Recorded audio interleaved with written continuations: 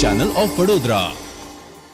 હાલ ચૈત્ર નવરાત્રના પાવન દિવસો ચાલી રહ્યા છે, ત્યારે ગોરવા વિસ્તારમાં આવેલ નીલકંઠેશ્વર મહાદેવ મંદિર ખાતે આ 9 દિવસ ગાયત્રી ચાલીસાના પાઠનું આયોજન કરવામાં આવ્યું છે।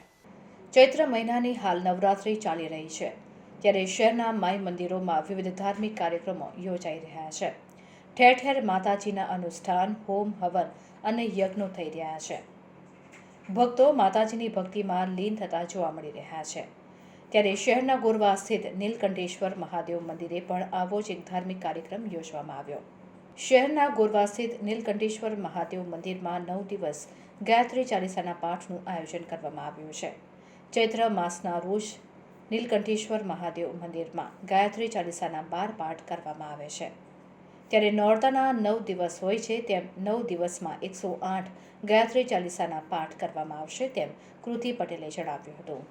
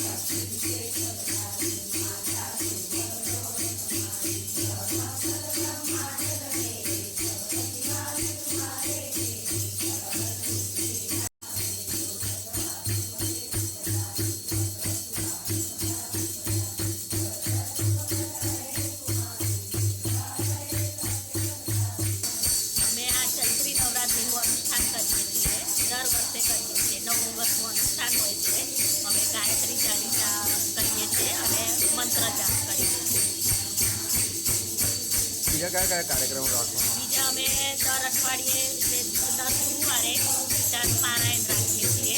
એ સિવાય અમે હવન કરીએ છીએ અને ઘરે ઘરે બી અમે જઈને હવન કરીએ છીએ। ગાયત્રી બધે પરિવાર જ ચલાવીએ।